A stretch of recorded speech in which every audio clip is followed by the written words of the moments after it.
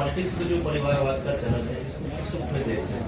अभी हाल में जैसे लालू जी ने पर्सनल मोदी जी पे अटैक किया, इनका खुद का परिवार नहीं है, वो क्या? देखिए, लालू जी के बयान पर कोई टीका टिप्पणी करना बेईमानी है। लालू जी अपने बयानों और इस तरह के वक्तव्यों के लिए जाने जाते हैं।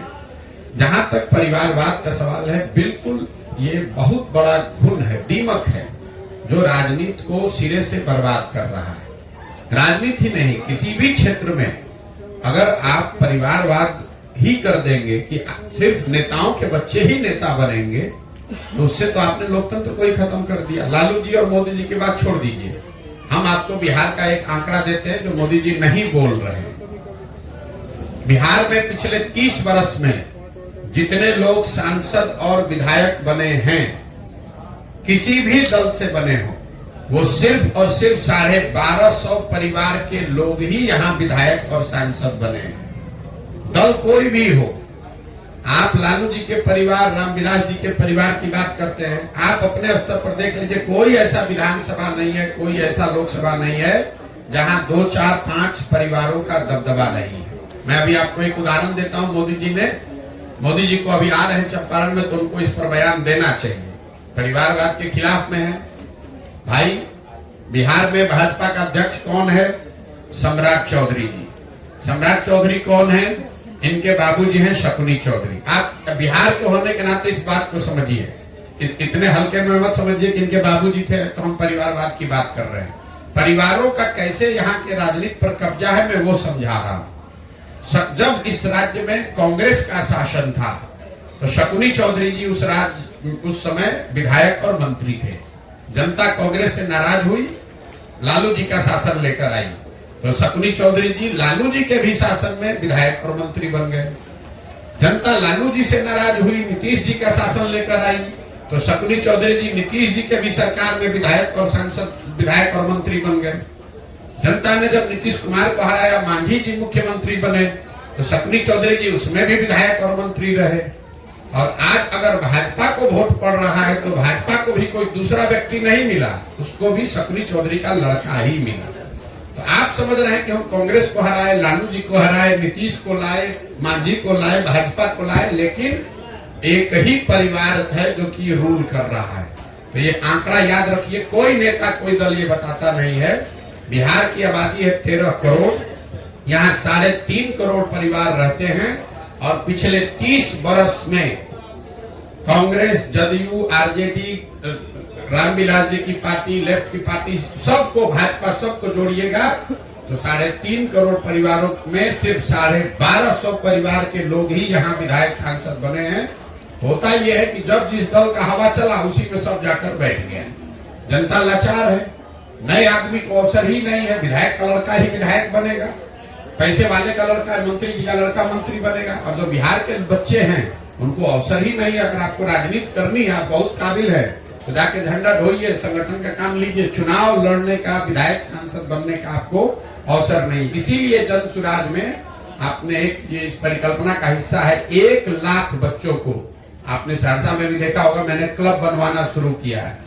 हर पंचायत से 8 से 10 बच्चों को, जिनके बाबूजी बड़े आदमी नहीं है, जिनके बाबूजी विधायक, मंत्री, सांसद नहीं है, ऐसे बच्चों को जन सुराज चिन्हित कर रहा है, उनको प्रशिक्षित कर रहा है, इस लक्ष्य से कि अगले 3 से 5 वर्ष में इनका प्रशिक्षण और चुनाव लड़ने की व्यवस्था उनकी योग्यता के अनुसार जन सुराज से किया जाएगा, ताकि ये बच्चे आए, राजनीति में मुखिया बने, वार्ड सदस्य बने, प्रमुख बने, विधायक क्षमता हो तो विधायक, मंत्री बने, ताकि इन परिवारों का वर्चस्व खत्म हो। ये बहुत बड़ी परेशानी का कारण है, और सिर्फ नारेबाजी करने से और आक्षेप लगाने से नहीं होगा। भाजपा के आज जितने 75 विधायक हैं बिहार में, वो भी आप देखिएगा, वो सब किसी न किसी परिवार का ही आदमी है। एक दूसरे पर दोषारोपण, ये पूरी व्यवस्था को ही घुन लग गया है। आप जरा समझिए, अगर गावस्कर का लड़का ही क्रिकेट खेलेगा तो आप और हम सचिन तेंदुलकर को कहां देखते? अगर सचिन तेंदुलकर का लड़का ही क्रिकेट में रहेगा तो विराट कोहली और रोहित शर्मा कहां से आएंगे? अगर विराट कोहली का लड़का ही क्रिकेट खेलेगा तो नए लड़के सूर्य कुमार यादव कहां से आएंगे? लोकतंत्र को इन लोगों ने, इन दलों ने खत्म कर लिया है। कुछ परिवारों ने कब्जा कर लिया। सिर्फ ये दल विशेष की बात नहीं है। अब ये बात नहीं रह गई कि खाली कांग्रेस में परिवारवाद है कि लालू जी में परिवारवाद है। इसका जड़ इतना नीचे फैल गया है कि हर आदमी चाहता है मैं विधायक रहूं, मेरे बाद मेरा बच्चा बनेगा। कोई आदमी इससे अछूता नहीं है, कोई दल अछूता नहीं है।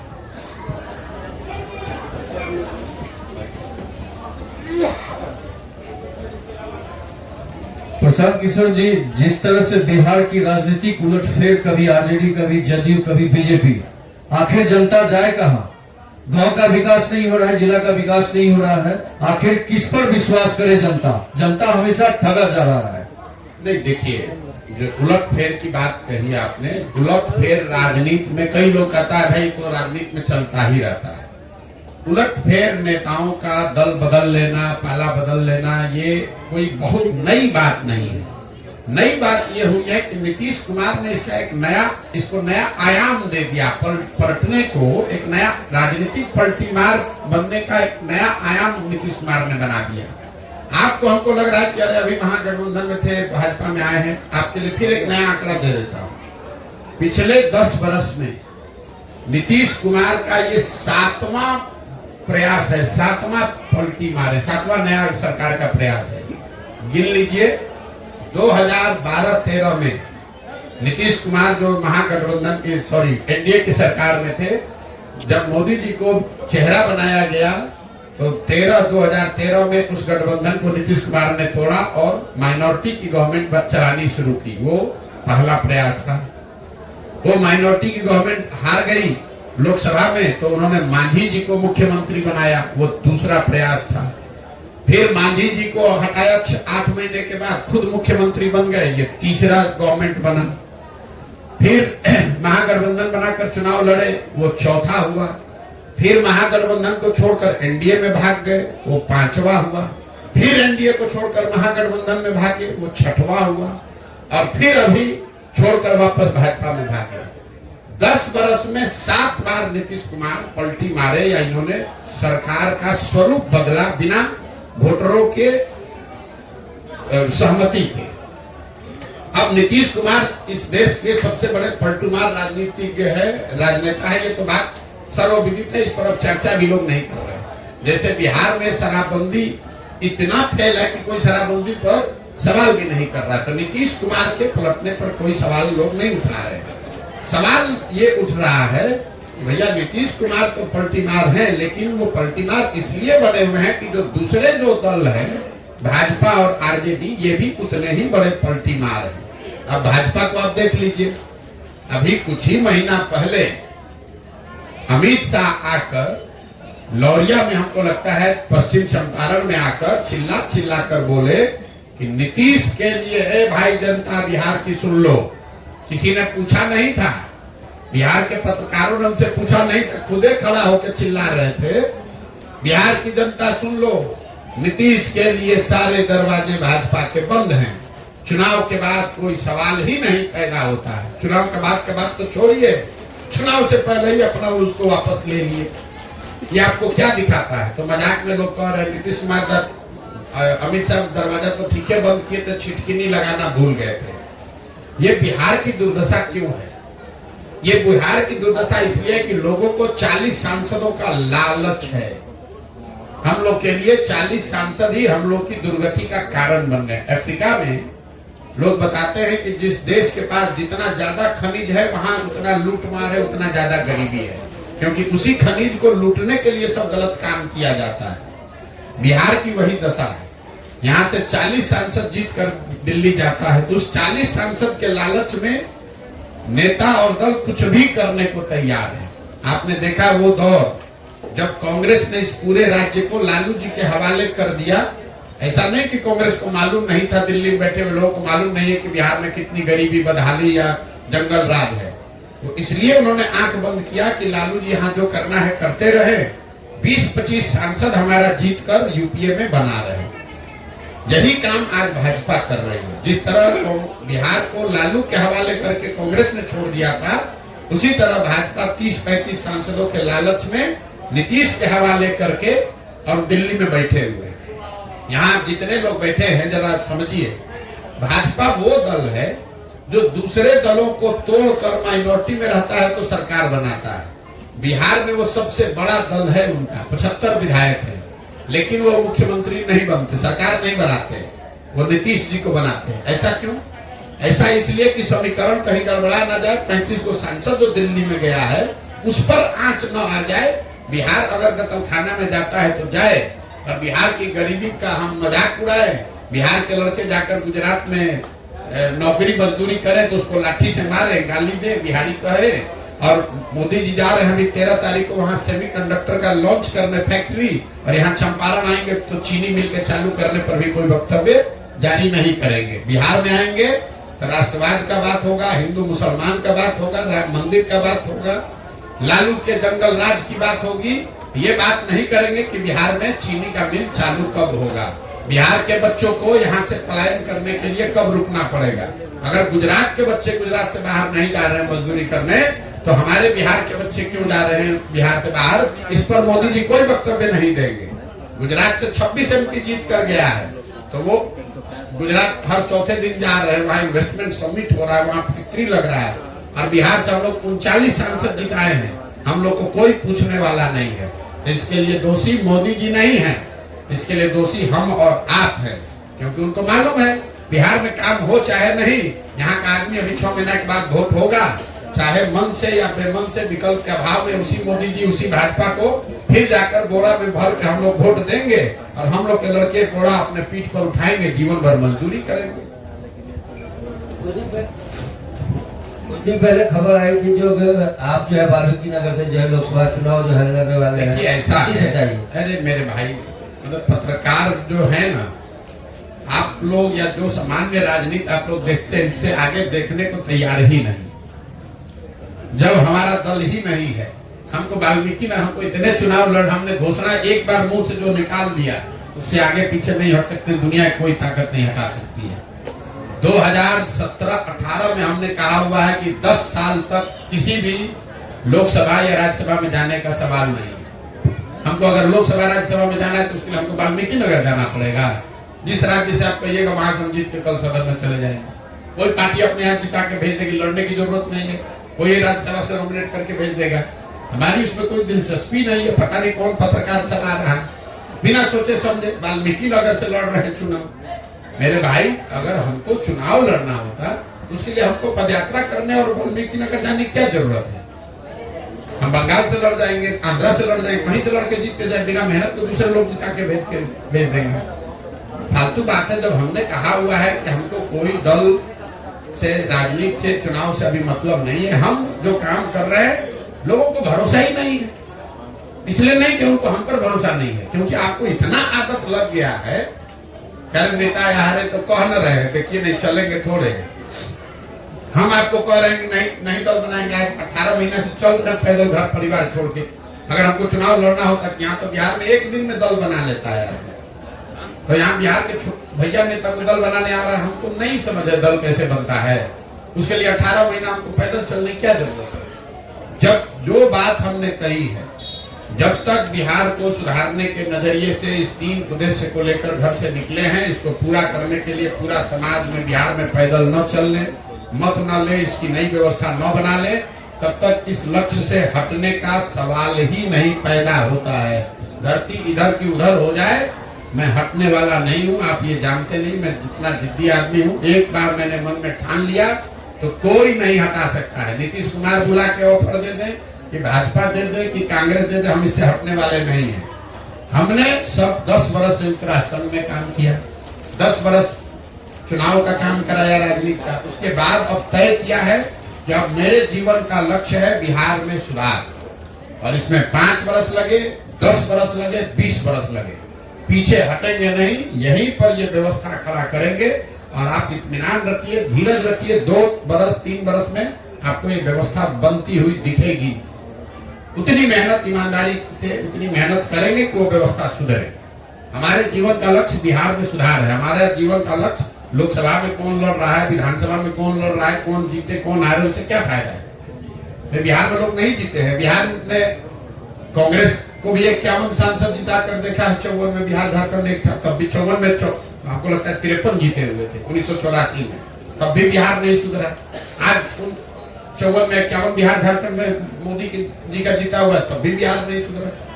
40 में 39 जीता है, तब भी बिहार नहीं सुधरा। हम लोगों ने लालू जी का भी सामाजिक न्याय का दौर देखा, जब उन्हीं के नाम पर सब लोग वोट देता था, तब भी नहीं सुधरा। नीतीश का भी दौर देखा, तब भी नहीं सुधरा। तो प्रशांत किशोर कोई दल बनाकर चुनाव जीत जाएंगे तो बिहार सुधर जाएगा? बिहार तब सुधरेगा जब लोग यहाँ ठानेंगे कि नहीं, अब हम लोग को मजदूरी नहीं करनी है, अपने बच्चों को अनपढ़ नहीं रखना है, अपने बच्चों को मजदूर नहीं बनाना है, तब सुधरेगा। जब समाज नहीं सुधरेगा तो दलों के जीतने हारने से क्या होना है। 2015 में हम बिहार जीत गए थे ना भाई, कैबिनेट तो हमारी सलाह से बना होगा ना, हमारी सलाह से टिकट बटा होगा, उससे बिहार सुधर गया। हमने तो 7 निश्चय भी बनवाया, हमने बिहार विकास मिशन भी बनवाया, उससे तो कुछ नहीं सुधरा बिहार। जिस चीज को पहले प्रयास आपने किया है, आपको उससे अब बिहार नहीं सुधार पाए, उससे बेहतर और नए और बेहतर प्रयास की जरूरत है। और मेरी अपनी समझ है कि किसी एक आदमी को, बिहार के किसी व्यक्ति को जो बिहार की चिंता करता है, उसको हिम्मत करके संकल्प लेके ये प्रयास करना पड़ेगा। 2 साल 4 साल 5 साल करना पड़ेगा, क्योंकि आज सुधरे या 10 वर्ष के बाद सुधरे, बिहार को सुधारने के लिए पंजाब और तमिलनाडु से तो आदमी आएगा नहीं। आप आज जगिए या 10 वर्ष के बाद जगिए, क्या हो जाएगा? अगर 3-4 वर्ष हमको नहीं सफलता मिलेगी, यही तो आपकी चिंता है। आप काहे घबरा रहे हैं? हमको कोई चिंता ही नहीं है। हम 3 वर्ष 4 वर्ष 5 वर्ष जो लगेगा लगाएंगे, लेकिन इसको सुधारेंगे, बिना सुधारे नहीं मानने वाले। सर, 2024 के लोकसभा चुनाव कुछ ही दिनों बाद होने वाला है, इसमें प्रशांत किशोर जी क्या कहना चाहेंगे? आगामी इसको समर्पित करना चाहेंगे आप? क्योंकि अभी तो टाइम लगेगा, आपके जन अभियान में 4-5 साल लगे, तब तक तो बिहार गर्त में ही जा रहा है। अभी 75 साल से गर्त में नहीं जा रहा है था। जब 75 साल गर्त में जा रहे थे और आप न घबराए, आप काम अपना राजनीति सामाजिक जीवन चला रहे हैं, तो 2 वर्ष और धैर्य रखिए, 1 वर्ष और धैर्य रखिए, चुनाव होने दीजिए, उनके सामने एक विकल्प आने दीजिए। जनता अगर उसको स्वीकार करेगी तो ठीक है, नहीं स्वीकार करेगी तो और बेहतर प्रयास किया जाएगा। लोकसभा के चुनाव में कौन जीतता है कौन हारता है, कम से कम बिहार का कोई भी समझदार आदमी अगर है, उसको ये मानना चाहिए कि लोकसभा के चुनाव के नतीजों से हम लोग के जीवन पर कोई फर्क नहीं पड़ने वाला है। 10 वर्ष मनमोहन सिंह जी के नेतृत्व में यूपीए की सरकार थी, तो भी बिहार देश का सबसे गरीब, पिछड़ा, भुखमरी और अशिक्षित राज्य था। तब भी हम लोग के बच्चे मजदूरी कर रहे थे। और 10 वर्ष से आज मोदी जी की सरकार है, तो भी बिहार प्रति व्यक्ति आय के हिसाब से, सारे विकास के मार्गों के हिसाब से देश का सबसे गरीब, सबसे पिछड़ा, सबसे ज्यादा अशिक्षित, सबसे ज्यादा भुखमरी, पलायन और बेरोजगारी वाला राज्य है। हम लोगों ने 10 वर्ष कांग्रेस का भी राज देख लिया, अभी के दौर में 10 वर्ष हम लोगों ने मोदी जी का भी दौर देख लिया। दिल्ली के नजरिए से कोई फायदा नहीं हुआ। इसी तरीके से बिहार में आप देख लीजिए, आपने 15 वर्ष लालू जी का भी राज देख लिया, अभी 18 वर्ष से हम लोग नीतीश जी भाजपा का भी राज देख रहे हैं। बिहार की स्थिति नहीं बदली है। अगर नहीं बदली है तो कुछ नया बेहतर प्रयास होना चाहिए। मैं आपको तमिलनाडु का उदाहरण देता हूँ। जब देश आजाद हुआ तो तमिलनाडु और बिहार बराबर का राज्य था, विकास, सामाजिक, आर्थिक नजरिए से दोनों बराबर के राज्य थे। तमिलनाडु में 1970 के बाद से कांग्रेस का शासन नहीं है, कांग्रेस पार्टी वहां सरकार में नहीं आएगी, भाजपा तो वहां है ही नहीं। और आज तमिलनाडु बिहार से 6 गुना ज्यादा बड़ा राज्य है। तो उसको मोदी जी सुधार दिए कि गांधी परिवार ने सुधार दिया?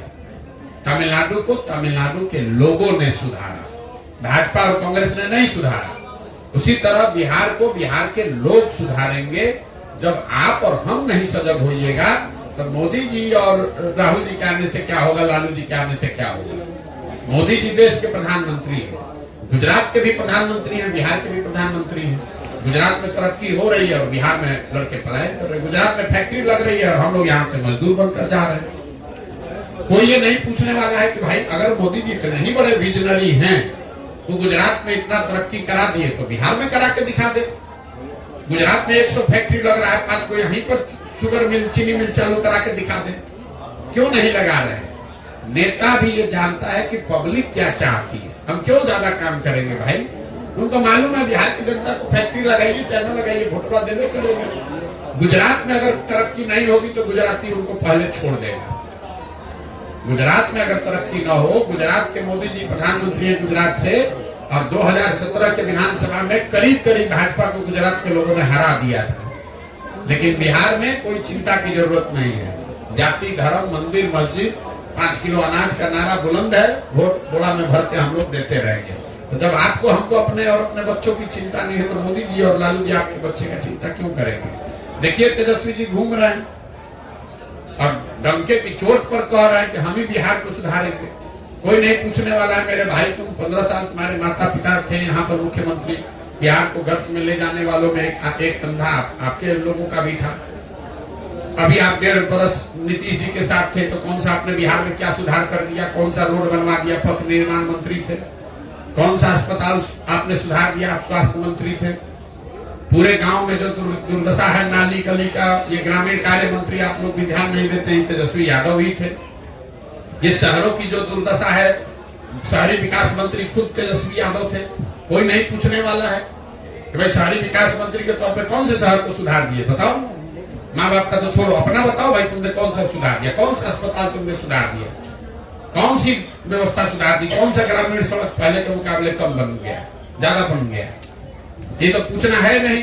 अब तेजस्वी यादव आएंगे, भाजपा विरोध, सारा जात पात, भाजपा का डर दिखाकर जो यहाँ के समाज में सबसे गरीब पिछड़ा मुसलमान है उसका वोट लेके नेतागिरी बनेगा, पगड़ी बांध कर अपना भाषण देते रहेंगे। नमस्ते हमारे प्रिय दर्शकों, आप सबका हमारे चैनल में बहुत बहुत स्वागत है। आप लोग ऐसा ही हमारे साथ प्यार बनाए रखें और चैनल को ज़्यादा से ज़्यादा शेयर करें, लाइक करें, सपोर्ट करें, जिससे मुझे मोटिवेशन मिले और आप लोग के लिए ऐसा ही रेगुलर वीडियो डेली आते रहेगा। इसलिए आप हमारे चैनल को सब्सक्राइब करें। जय हिंद।